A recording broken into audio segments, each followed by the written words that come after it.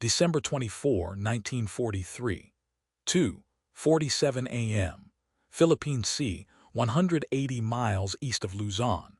The darkness was absolute, the kind of black that exists only in the middle of an ocean far from any shore, where stars provide the only light and the horizon disappears into nothingness.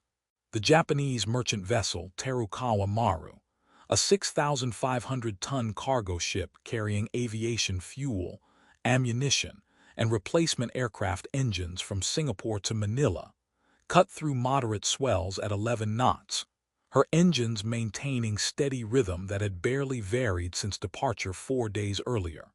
Captain Yashiro Tanaka stood on the bridge, drinking bitter tea from a metal cup, watching the phosphorescence in the ship's wake glow faintly in the darkness.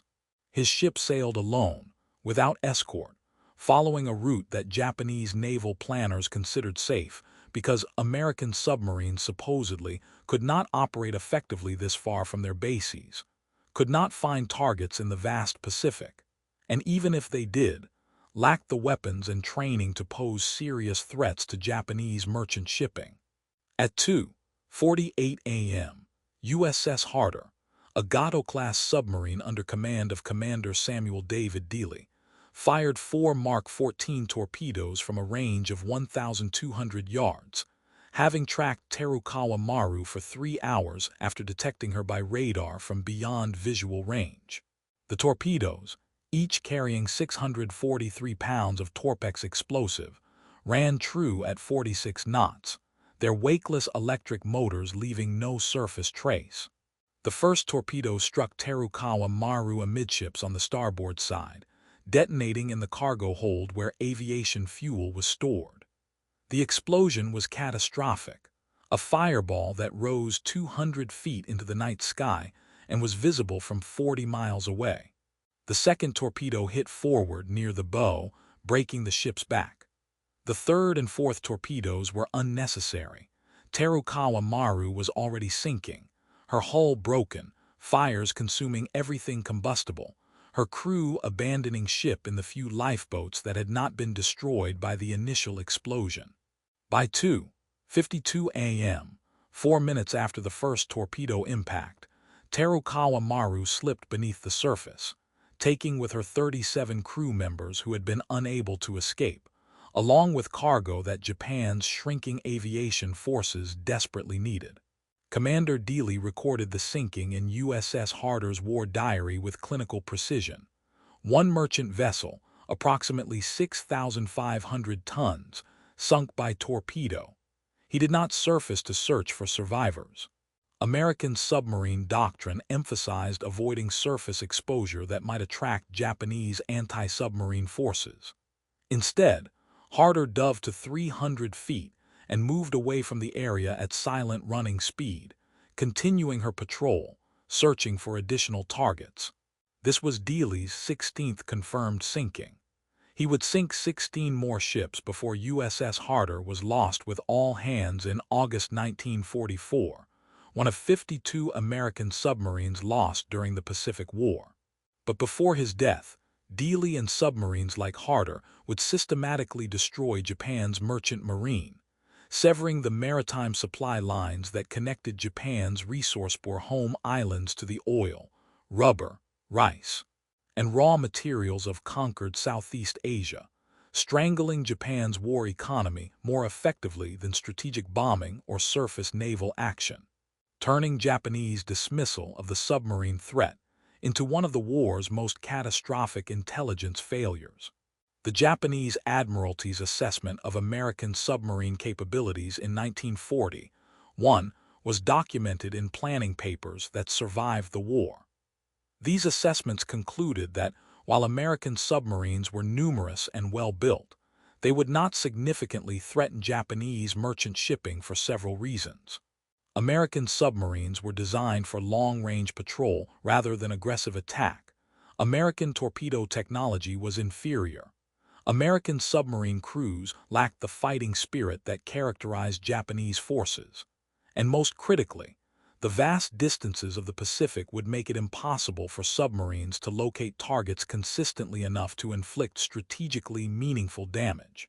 Each of these assumptions would prove catastrophically wrong, but in December 1941, they shaped Japanese naval strategy in ways that left merchant shipping dangerously vulnerable. To understand why Japanese admirals dismissed the submarine threat, and why they were so completely wrong, one must understand both the strategic situation and the technical realities of submarine warfare in the Pacific. Japan's empire by late 1941 stretched from the home island south to the Dutch East Indies, west to Burma, east to the Marshall Islands, an area covering millions of square miles of ocean. This empire was held together by merchant shipping. Japan's home islands lacked oil, rubber, bauxite, tin, and many other resources essential for modern industrial warfare. These resources came from conquered territories. Oil from the Dutch East Indies, rubber from Malaya, rice from Indochina, bauxite from the Philippines. Transporting these resources to Japan required an enormous merchant fleet operating across vast distances on sea lanes that, in theory, Japan controlled through naval supremacy and air power based on island chains. The Japanese merchant marine in December 1941 consisted of approximately 6 million tons of shipping, a substantial fleet that Japanese planners believed was adequate for wartime requirements with reasonable margins for losses. Japanese naval strategy emphasized decisive battle with enemy surface fleets.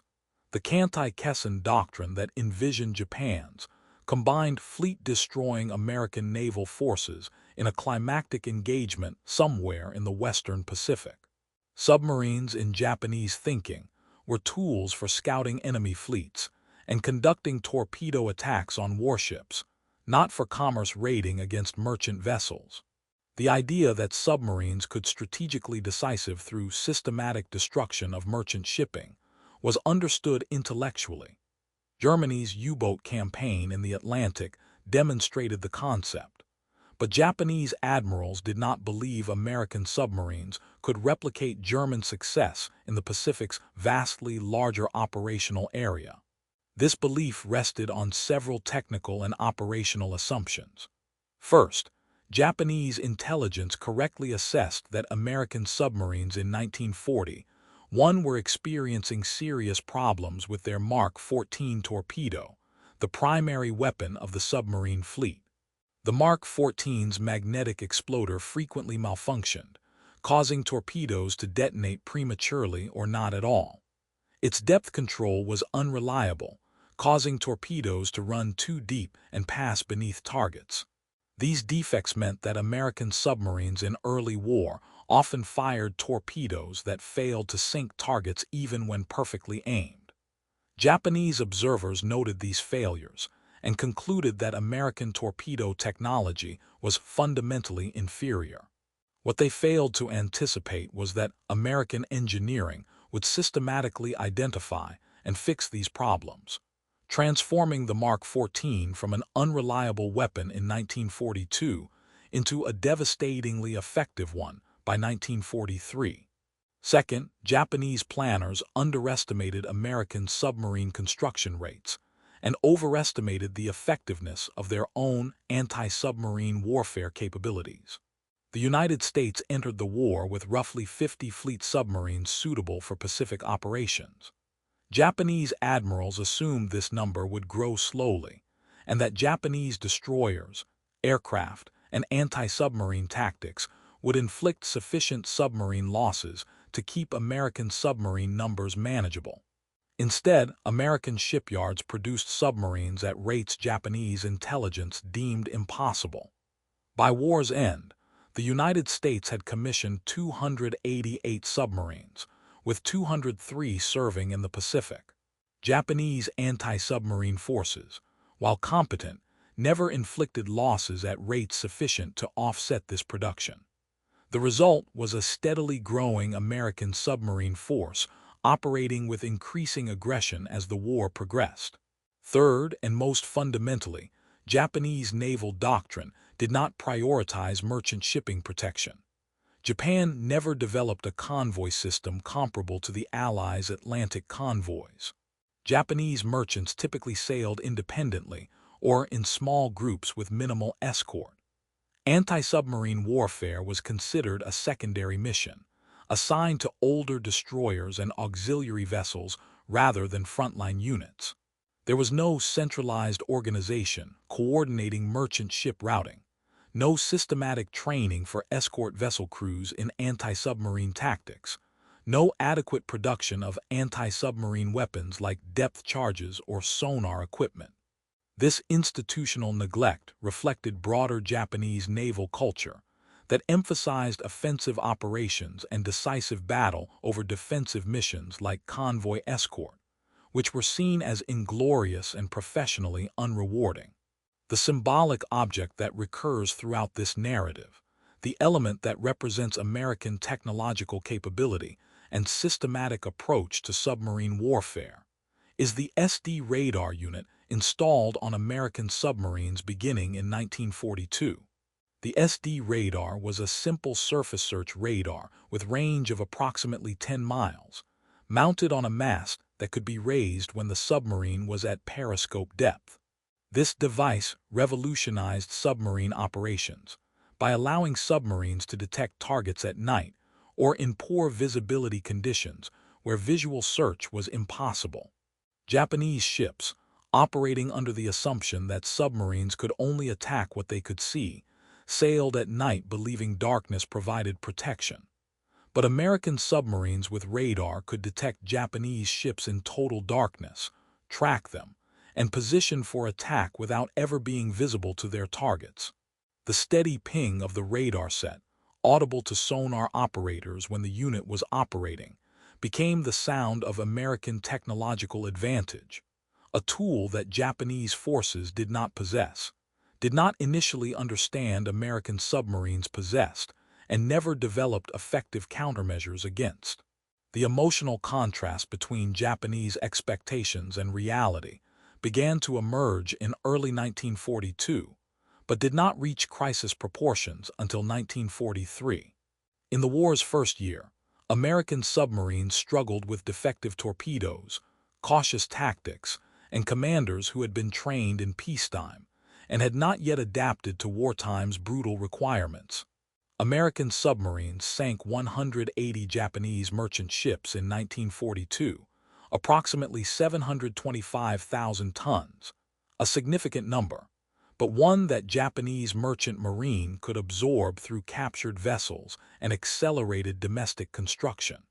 Japanese naval leadership noted the losses but remained confident that American submarines were not a strategic threat, that merchant losses were within acceptable parameters, and that Japanese anti-submarine forces were containing the problem adequately.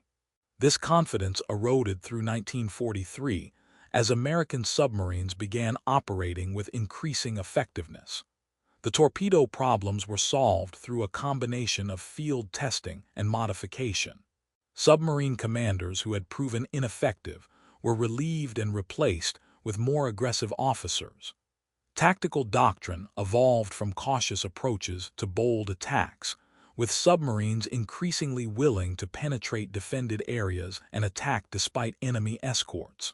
Most importantly, American submarines began operating in coordinated wolf packs, sharing intelligence, coordinating attacks, and overwhelming Japanese defenses through multiple simultaneous threats that escort vessels could not counter. The result was a dramatic increase in sinkings. 335 merchant ships in 1943, totaling 15 million tons, double the previous year's losses. Japanese merchant crews began to dread these voyages across waters where American submarines prowled with increasing impunity. The routes from Southeast Asia to Japan, collectively called the Southern Resource Area Supply Lines, became known as the Highway of Death among Japanese sailors. Ships departed Singapore or Manila with full crews and full holds, sailing north toward the home islands. Some made it safely. Many did not. There was no way to predict which ships would encounter submarines and which would complete their voyages unmolested. The randomness was psychologically devastating. Crews could do nothing to improve their chances. They had no effective anti-submarine weapons, no training in evasive maneuvers, often no radar or sonar to detect approaching submarines. They simply steamed along their assigned routes and hoped that when the torpedo struck, if it struck, they would be among the survivors. The transformation of Japanese naval perception occurred gradually through 1943 and 1944 as merchant losses mounted to levels that could no longer be denied or explained away. By mid-1943, Japanese merchant fleet tonnage was declining despite construction efforts, meaning submarines were sinking ships faster than Japanese shipyards could replace them. By early 1944, critical resources were not reaching Japan in sufficient quantities. Oil imports, which had averaged 1.5 million tons annually before the war, fell to 700,000 tons in 1944. Rubber imports collapsed. Rice shipments from Indochina became sporadic. The industrial economy that sustained Japan's war effort was being slowly strangled by submarine blockade that Japanese naval forces seemed powerless to counter. Japanese Admiralty responses to this crisis were inadequate and came too late. In early 1944, Japan finally implemented a convoy system, grouping merchant ships together under destroyer escort. But Japanese destroyers were already overextended protecting naval task forces and had neither the numbers nor the training for effective anti-submarine work. The convoy system reduced but did not eliminate submarine effectiveness. American submarines adapted by attacking convoys with multiple submarines coordinating their approach, overwhelming escorts through simultaneous threats from different directions. Japanese aircraft conducting anti-submarine patrols had minimal training and inadequate weapons. Most carried bombs poorly suited for attacking submarines rather than depth charges. Japanese sonar technology lagged behind American and British equivalents, making it difficult for Japanese escorts to detect submerged submarines at ranges where attacks could be prevented. The statistical reality of Japan's merchant marine collapse is documented in comprehensive post-war assessments. Japan began the war with approximately 6 million tons of merchant shipping. By war's end, less than 1.5 million tons remained operational. American submarines accounted for approximately 1,178 merchant ships sunk, about 5.3 million tons of shipping destroyed. This does not include Japanese naval vessels sunk by submarines, which numbered over 200 including carriers, cruisers, and destroyers. The cumulative effect was devastating. By 1945, Japan's economy was in collapse not primarily because of strategic bombing, but because submarines had severed maritime supply lines that connected the empire to its resource base. Factories stood idle for lack of raw materials. Civilians faced starvation as rice imports ceased. Military forces in bypassed garrisons faced slow death from lack of supplies. The submarine blockade was silent, largely invisible to the Japanese public, but strategically more effective than any other aspect of Allied military operations against Japan. The radar ping that symbolizes this campaign echoed in the control rooms of American submarines throughout the Pacific, a steady electronic pulse that allowed submarines to hunt in darkness and weather conditions that would have protected Japanese shipping in earlier eras. The technology was not complex. Surface search radar had been developed before the war and was understood theoretically. But American forces had it operational and installed on submarines by 1942, while Japanese forces did not deploy comparable submarine detection radar until 1944, by which time the strategic situation was irreversible.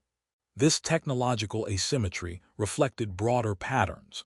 American industry could produce sophisticated electronic equipment at scale, could train personnel to operate and maintain it, and could incorporate it into tactical doctrine that maximized its effectiveness. Japanese industry struggled with all of these challenges, producing limited quantities of radar equipment that often malfunctioned, and that Japanese crews were inadequately trained to employ. Individual stories of submarine warfare in the Pacific reveal the human dimension of strategic statistics. Commander Dudley Walker, Mush Morton, commanding USS Wahoo, became legendary for his aggressive tactics and willingness to attack any target regardless of risk. In January 1943, Wahoo conducted a patrol in the Sea of Japan, waters that Japanese planners considered safe because of their proximity to the home islands and supposed difficulty of submarine access. Morton sank 4 ships in 5 days, demonstrating that American submarines could operate successfully even in Japan's most protected waters. Wahoo was lost with all hands in October 1943, likely sunk by Japanese aircraft. But Morton's tactics influenced an entire generation of submarine commanders who learned that aggressive action produced results, while caution merely reduced risk without increasing effectiveness. Commander Richard O'Kane, initially executive officer under Morton on Wahoo and later commanding USS Tang, developed tactics for attacking convoys that maximized damage while minimizing submarine exposure. O'Kane would position Tang ahead of a convoy's projected course, wait submerged until the convoy reached optimal range, then surface and fire torpedoes at multiple ships in rapid succession before diving to avoid counterattack. This technique required precise navigation, accurate intelligence about convoy routes, and bold execution. It was devastatingly effective. Tang sank 24 ships in 5 patrols before being lost in October 1944 when one of her own torpedoes malfunctioned and circled back to strike the submarine. O'Kane survived along with 8 crew members and spent the remainder of the war as a prisoner. His post-war testimony provided detailed accounts of submarine operations that Japanese forces had been unable to counter despite knowing generally what tactics American submarines employed. Japanese merchant captains who survived submarine attacks often described a sense of helplessness that eroded not just morale but rational decision-making. Captain Masao Yoshida, whose ship was torpedoed in the Luzon Strait in May 1944, recalled in post-war interviews the minutes between detecting a torpedo wake and impact, knowing death was approaching and being powerless to avoid it. His ship, loaded with troops being transported to reinforce Philippine defenses, took 2 torpedoes amidships and sank in less than 4 minutes. Yoshida survived by being blown off the bridge by the first explosion. Of 1,200 troops aboard, fewer than 300 survived. Yoshida described swimming in water covered with oil and debris, surrounded by dying men, watching his ship disappear beneath waves, and knowing that the submarine that had destroyed his vessel was already gone, hunting additional targets, invisible and unstoppable. The transformation in Japanese strategic thinking about submarines occurred too late to implement effective countermeasures. By 1944, Japanese naval leadership acknowledged that American submarines represented a strategic threat comparable to the combined fleet itself. Emergency measures were implemented. Construction of anti-submarine vessels was prioritized, training programs for escort crews were established, convoy routes were revised to avoid areas of high submarine activity. But these measures were implemented while Japan's industrial capacity was declining, while trained personnel were increasingly scarce, and while American submarine numbers and effectiveness were increasing. The gap between recognizing the problem and solving it proved unbridgeable. Japan lacked the resources, time, and industrial capacity to build anti-submarine forces at scales necessary to protect merchant shipping across the vast Pacific. The radar units on American submarines evolved throughout the war, with improved models offering greater range, better reliability, and enhanced capabilities. By 1944, American submarines carried SJ radar that could detect ships at 20 miles and provide accurate range and bearing information that allowed targeting without visual contact.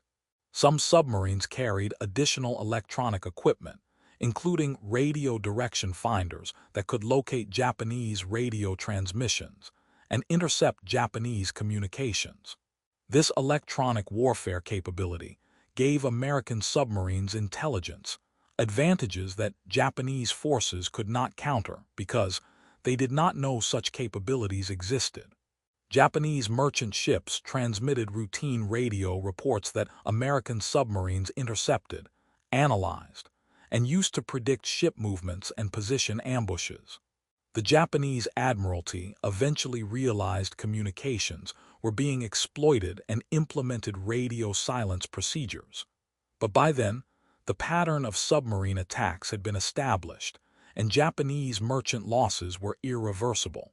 By 1945, the few Japanese merchant ships still operational sailed in heavily escorted convoys along circuitous routes designed to avoid American submarines, and many voyages were simply canceled because the risk was unacceptable. Japan's military forces spread across the Pacific and Southeast Asia were being starved of supplies, not because American forces had captured every island or invaded every territory, but because submarines had made reinforcement and resupply too costly to sustain. Entire garrisons were written off as unsupplied because sending supply ships meant losing those ships with high probability and no guarantee of successful delivery. The strategic map of the Pacific War shows American forces advancing island by island, but beneath that visible campaign was an invisible submarine blockade that determined which Japanese positions could be sustained and which would collapse from internal attrition. The comparative statistics of submarine warfare in the Atlantic and Pacific reveal interesting differences in operational environment and tactical approach. German U-boats in the Atlantic operated relatively close to their bases, facing Allied convoys protected by increasingly sophisticated anti-submarine forces including destroyers, aircraft, and escort carriers. German submarine losses were horrendous. Approximately 750 U-boats were lost during the war, killing roughly 30,000 German submariners.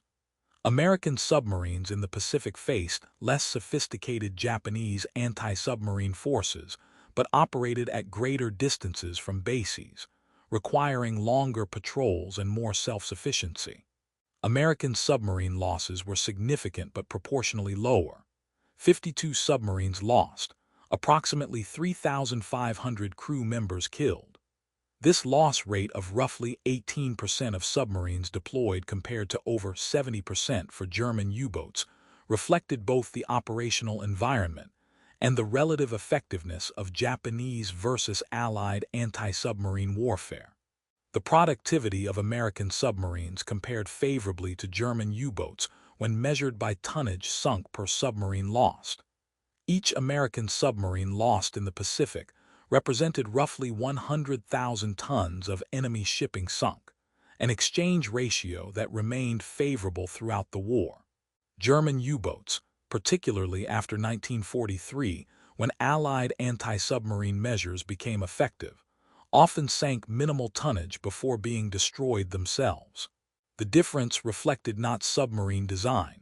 Both American and German submarines were comparable technologically, but operational conditions and enemy countermeasures. Japan never developed anti-submarine capabilities comparable to Allied forces in the Atlantic, giving American submarines operational freedom that German U-boats never enjoyed after the battle's critical phase in 1943. The human cost of submarine blockade extended far beyond the sailors who died when ships were torpedoed. Japanese civilian population, dependent on imported food, suffered increasing malnutrition as rice shipments from Indochina and Taiwan were interrupted by submarine activity.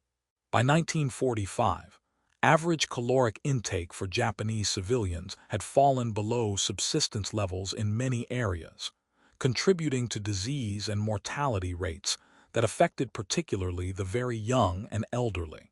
Military forces throughout the empire suffered supply shortages that reduced combat effectiveness and morale.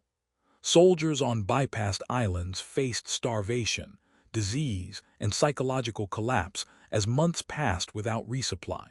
The submarine blockade was invisible to these populations.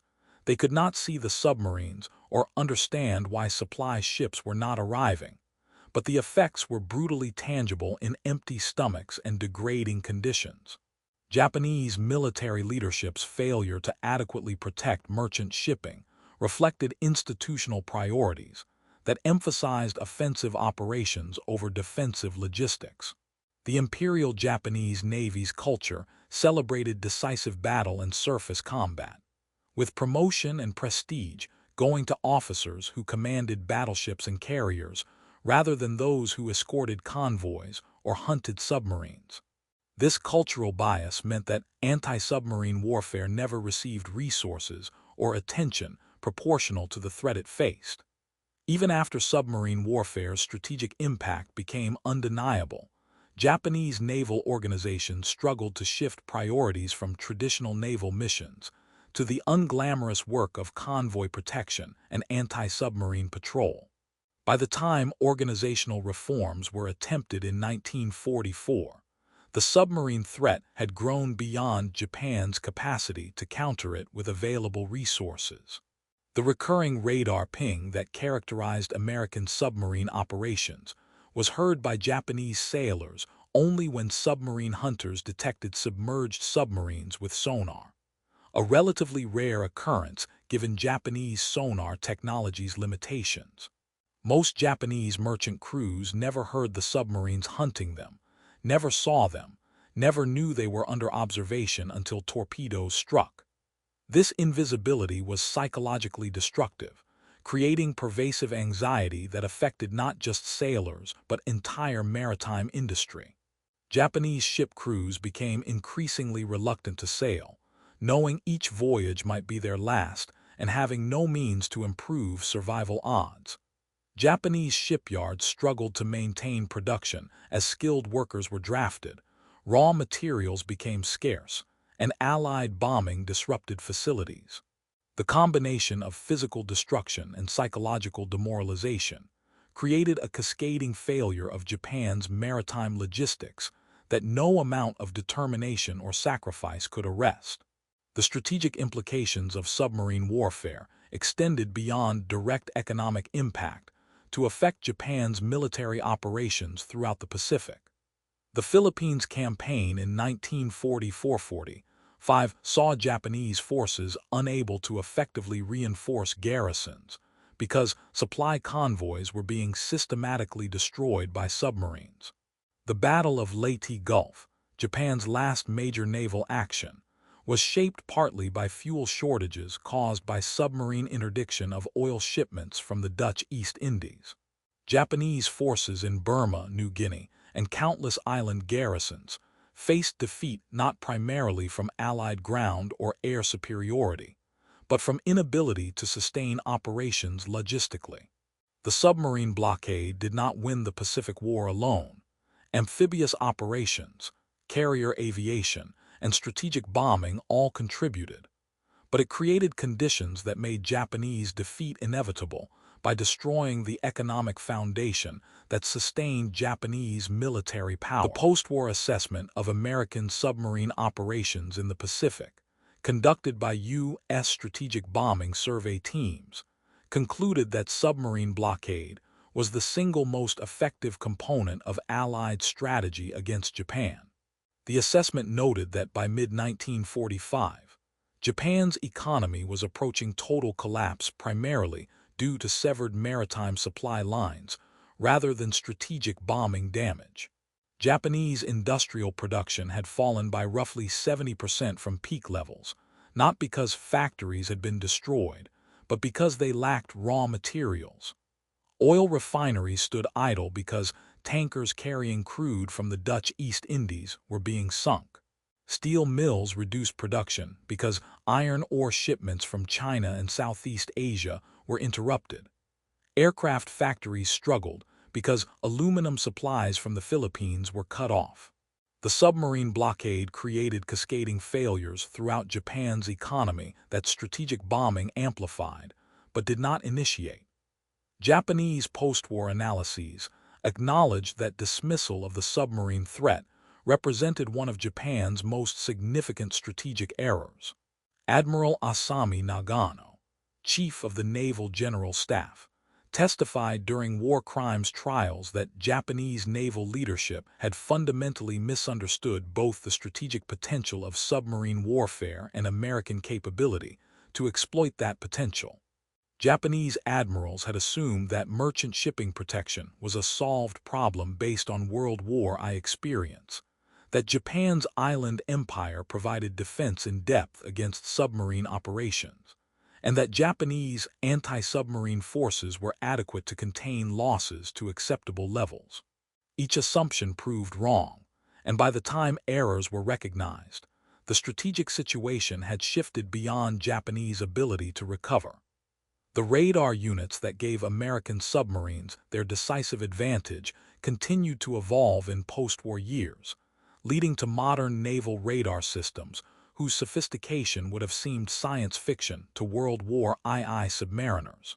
But the fundamental principle, that electronic detection extends operational capability beyond human senses, remained constant. The SD and SJ radar units of World War II submarines were primitive by modern standards, but they provided sufficient advantage to transform submarine warfare from a largely visual enterprise dependent on luck and patience into a systematic campaign that could find targets consistently in all weather and visibility conditions.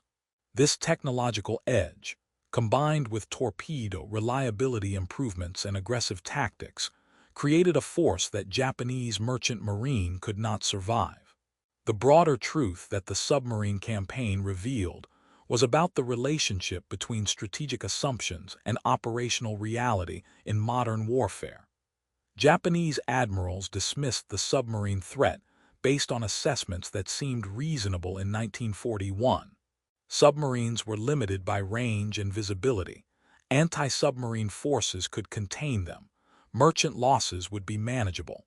But these assessments failed to account for technological development that would occur during the war, for American industrial capacity to produce submarines faster than Japan could sink them, for tactical innovations that would maximize submarine effectiveness, and most fundamentally for the cumulative strategic impact of sustained attacks on merchant shipping over years rather than months.